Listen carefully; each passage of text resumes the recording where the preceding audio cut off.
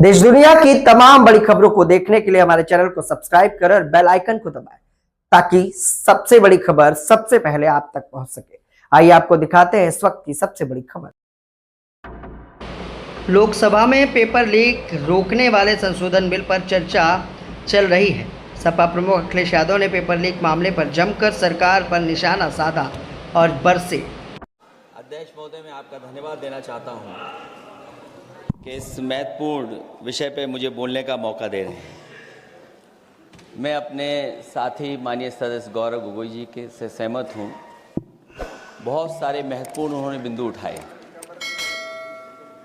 और अध्यक्ष महोदय,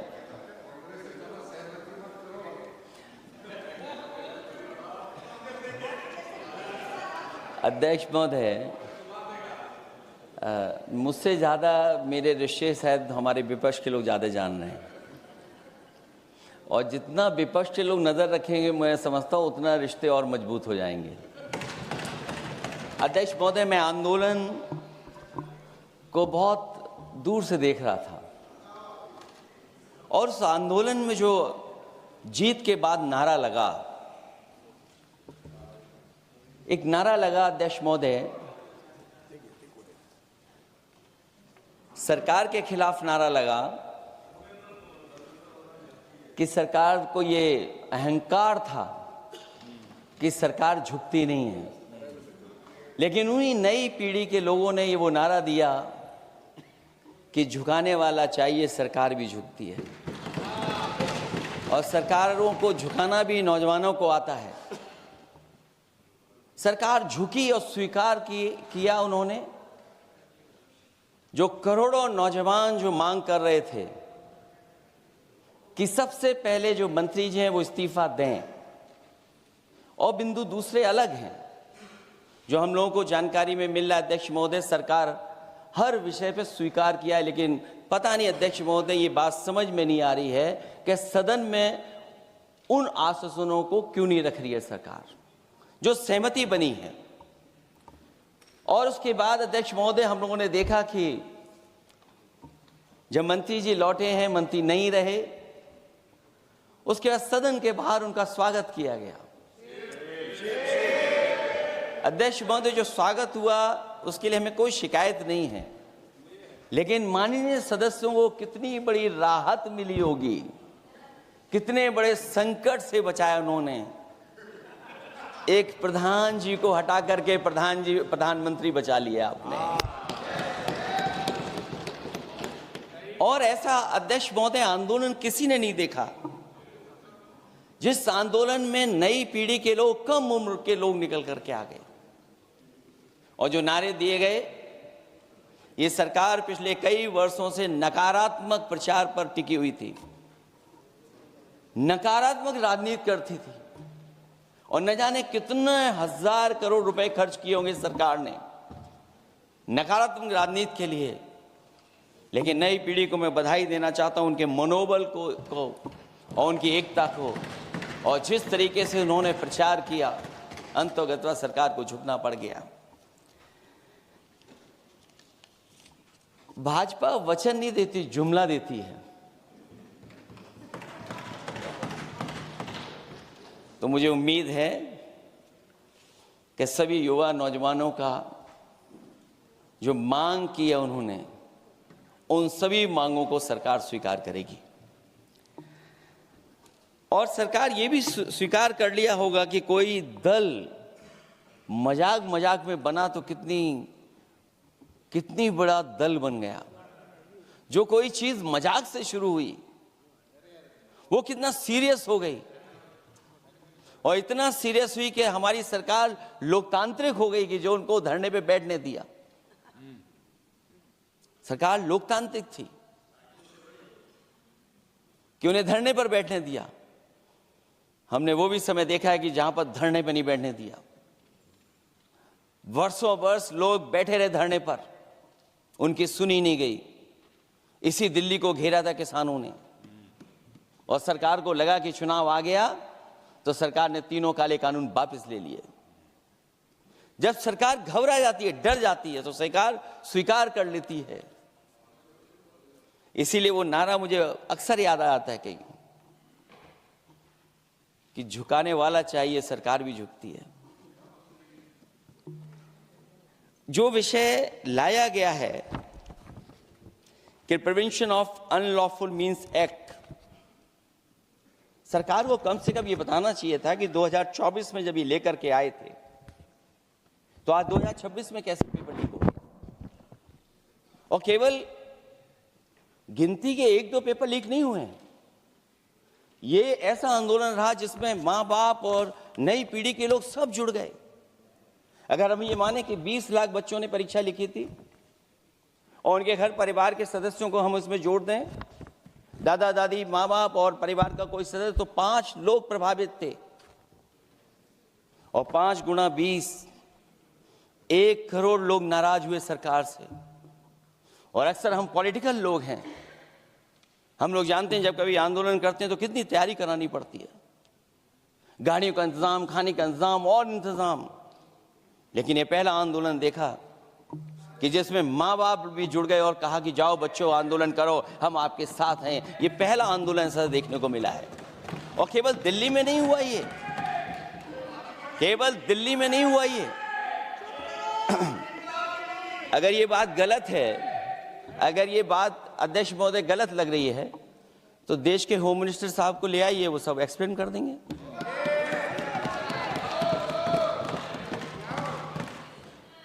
पहला आंदोलन जिसमें मां बाप ने साथ दिया, क्योंकि परीक्षा से कितना दुखी हैं लोग। ये जो परीक्षाएं लीक हुई हैं, कई महीनों पहले ये किताब बना दी थी। और अध्यक्ष महोदय, जो लोग चढ़ावा चोरी नहीं बचा पाए, वो पेपर लीक कैसे बचा पाएंगे? जो भगवान के दरबार से दान गायब हो गया, दान चला गया, वो लोग पेपर लीक बचाएंगे? किस कानून को, जो कानून पहले बनाया उसी कानून का संशोधन करके लेकर आए? किसकी आंखों में आप धूल झोंक रहे हैं? और अगर कानून से बच रहा होता तो भाजपा की 10 साल की सरकार में 20 परीक्षाएं कैसे लीक हो गई? 20 परीक्षाएं लीक हुई अध्यक्ष महोदय, जिसमें कोर्ट तक जाना पड़ा, उसके बाद परीक्षा रद्द हुई है। दरोगा भर्ती का पेपर लीक हो गया, जूनियर इंजीनियरिंग के भर्ती का पेपर लीक हो गया, ग्राम विकास पंचायत अधिकारी का पर्चा लीक हो गया, नलकूप चालक भर्ती का, यूपी टेट का परीक्षा लीक हुआ। और एक बार नहीं हुआ, 3 बार पेपर लीक हुआ यूपी टेट का। हाई स्कूल बोर्ड का परीक्षा लीक कर दिया, इंटरमीडिएट की बोर्ड की परीक्षा लीक हुई, इंटरमीडिएट का फिर परीक्षा का लीक हुआ, कई बार हुई। सिपाही भर्ती लीक हुई। आप सोचिए कितनी परीक्षाएं लीक हुई हैं। और नीट परीक्षा कोई पहली बार लीक नहीं हुई, दोबारा लीक हो गई, कानून बनने के बाद लीक हुई। सहायक प्रोफेसर भर्ती लीक है, लेखपाल भर्ती लीक हुई। यूपी जैसे स्टेट, जो सबसे बड़ा स्टेट है, जहां से प्रधानमंत्री चुन करके आते हैं, वहां तक पेपर लीक हो जा रहा है। और जो संस्था परीक्षा एग्जामिनेशन करा रही है, वो एनटीए में भी आउटसोर्स कर दिया आपने। हम विपक्ष के लोगों को तो डर ये लगता है अध्यक्ष महोदय, कहीं ऐसा ना हो कि ये पूरी सरकार को आउटसोर्स कर दें। आउटसोर्स सरकार है, जो सबसे विश्वसनीय संस्था है, उसमें आउटसोर्स पे आपने कर्मचारियों को रखा हुआ है। किस बात की जवाबदेही है? यही अकाउंटेबिलिटी है आपकी? कहीं अकाउंटेबिलिटी ये तो नहीं है, आप अकाउंटेबिलिटी को ये न कहीं समझ बैठे हो कि अकाउंट को भर दे वो एबिलिटी वाला ही हमें चाहिए? कहीं वो अकाउंटेबिलिटी तो नहीं है। आप बताइए, एनटीए को आउटसोर्स किया हुआ है आपने। जिस संस्था की जिम्मेदारी है महत्वपूर्ण परीक्षा कराने की, उसमें सब आउटसोर्स। और ये सच कहा कि कांग्रेस पार्टी के माननीय सदस्य ने मांग की है कि वो हम लोगों को पता होना चाहिए आखिरकार कौन लोग थे जो आउटसोर्स होकर के बैठ करके परीक्षा में इस तरह की घोटाला कर रहे थे। आखिरकार जवाबदेही क्या है, किसकी थी? और फिर केवल नीट की परीक्षा की बात करें और परीक्षाओं की बात करें, अगर हम अध्यक्ष महोदय जब से सरकार बनी है तब से सरकार की कोशिश रही है कि शिक्षा, परीक्षा और यूनिवर्सिटी का ताना बाना पूरा ध्वस्त हो जाए, उसको एक रंगी बना दें हम, उसमें अंडरग्राउंड अनरजिस्टर्ड लोग शामिल हो जाएं। ये पिछले जब से भारतीय जनता पार्टी की सरकार आई है तब से हो रहा है। और फिर शुरुआत कहां से होती है? क्योंकि आप नहीं चाहते कि देश के गरीब लोग पढ़ें लिखें आगे बढ़ें। सरकार ने सबसे पहले हमला किया प्राइमरी स्कूल पर, और प्राइमरी स्कूल कितने बंद किए हैं आपने? जहां से बच्चे की शिक्षा की यात्रा शुरू होती है। एक गरीब परिवार का बेटा, बच्चे कहां से पढ़ करके निकलते हैं? सबसे पहले प्राथमिक शिक्षा सरकारी स्कूलों से पढ़ करके निकलते हैं। हमारे बहुत सारे माननीय सदस्य होंगे, वो उन्हीं प्राथमिक विद्यालयों से पढ़ करके आज इस सदन तक पहुंचे होंगे। आपने सबसे पहले स्कूलों पे हमला किया, और प्राइमरी से लेकर के नौकरी तक पे आपने हमला किया है। युवाओं के भविष्य पर आपने चोट पहुंचाने का काम किया है। और जो प्राइमरी स्कूल जो आपने बंद किए हैं, वो इसीलिए बंद किए हैं आपने कि पिछड़े, दलित और गरीब के वर्ग के परिवारों के बच्चे पढ़ लिख न जाएं। क्योंकि आज भी अगर हम देखते हैं प्राइमरी स्कूल में कौन पढ़ने जा रहा है? सबसे समाज के गरीब परिवार के बच्चे पढ़ करने जा रहे हैं। सबसे पहला हमला आपने वही किया, और इसीलिए किया क्योंकि नींव पर ही अगर हमला होगा तो ये आगे नहीं बढ़ पाएंगे। जो आंकड़े सरकार के बताए गए हैं, 1 लाख से ज्यादा सरकारी प्राइमरी स्कूल बंद कर दिए सरकार ने। और अगर ये बात गलत है तो हमें उम्मीद है सरकार इस पर भी जवाब देगी। और अगर हम आंकड़े निकालें तो जो आंकड़े दिखाई दे रहे हैं, यूपी में सबसे ज्यादा प्राइमरी स्कूल बंद हुए हैं। और ये सरकार के आंकड़े हैं कि 7 लाख से ऊपर विद्यालय थे जो अब 6 लाख रह गए हैं। और यूपी में तो सबसे ज्यादा बंद हुए हैं। उत्तर प्रदेश में 26,386 सरकारी प्राइमरी स्कूल बंद कर दिए सरकार ने। और केवल प्राइमरी स्कूल बंद नहीं किए हैं, नौकरी पे भी हमला किया है। 69,000 शिक्षक भर्ती को लेकर के बड़े पैमाने पर घोटाला किया गया। और घोटाला इतना बड़ा है कि वो सभी कोर्टों में गए हैं और पिछले कई वर्षों से आंदोलन कर रहे हैं। कोई स्थान नहीं बचा अध्यक्ष महोदय जहां पर वो शिक्षक भर्ती के लोग न गए हों। मंत्रियों के यहाँ गए, आंदोलन किया है, हाई कोर्ट गए, सुप्रीम कोर्ट गए। लेकिन देखिए सरकार भी कमाल की है कि सरकार उनको नौकरी नहीं देना चाहती। और इसलिए नौकरी नहीं देना चाहती है क्योंकि उन्होंने भर्ती गलत की है, और भर्ती में जिन लोगों का अधिकार छीना है वो सबसे ज्यादा पिछड़े और दलित परिवार के बेटे, जिनका अधिकार इस सरकार ने छीना है। और ये अगर बात नहीं ठीक है तो हमें उम्मीद है कि सरकार इसका भी जवाब देगी। माध्यमिक स्कूलों को भी बंद किया जा रहा है, और बड़े पैमाने पे स्कूल बंद हुए हैं। और जो बोर्ड की परीक्षाएं लीक हुई हैं, पूरे देश में बड़े पैमाने पर बोर्ड परीक्षाओं के पेपर लीक किए गए हैं। अध्यक्ष महोदय, हम जानना चाहते हैं कि आखिरकार 10वीं और 12वीं के पेपर लीक क्यों हो रहे हैं? 10वीं और 12वीं के पेपर लीक क्यों हो रहे हैं? इसके लिए अगर कोई सरकार के पास जवाब हो तो बताएं।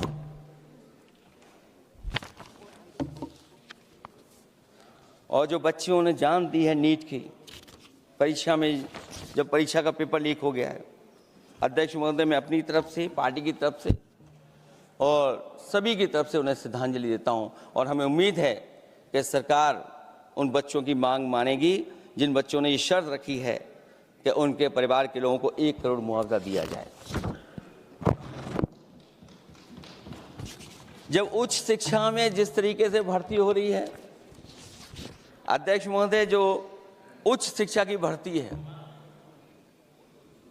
उसमें जो अपॉइंटमेंट हो रहे हैं उनके बारे में तो क्या चर्चा करें कि जब संस्था पे सबसे ऊपर बैठा व्यक्ति ही अन्याय करेगा तो पूरी संस्था में अन्याय होगा।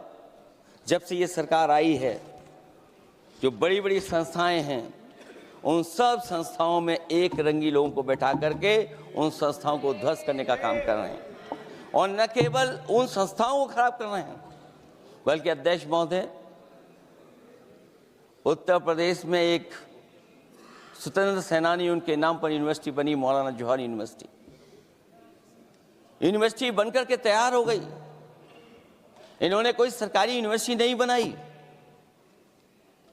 और अगर कोई प्राइवेट यूनिवर्सिटी बन भी गई है तो उसको भी हथौड़ा लेकर के तोड़ने की तैयारी कर रहे हैं ये लोग।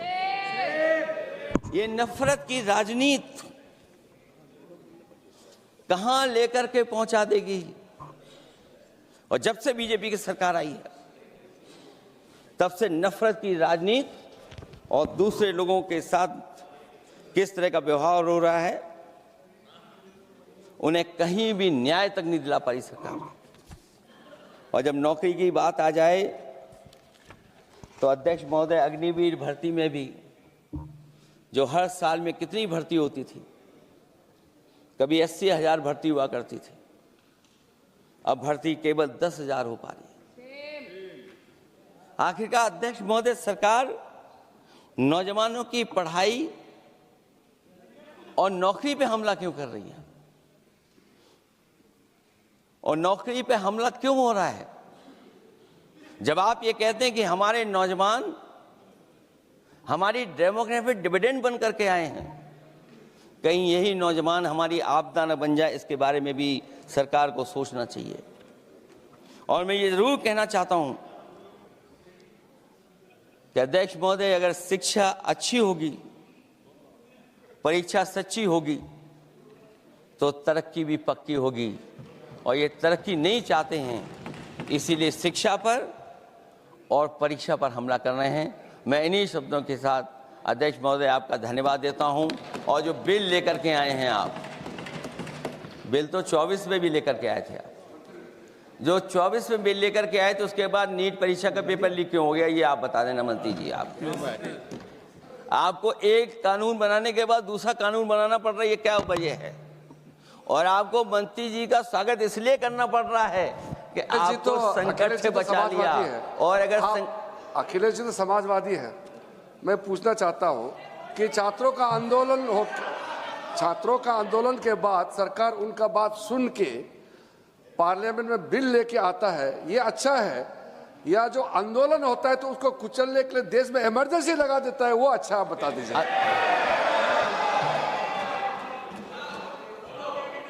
अध्यक्ष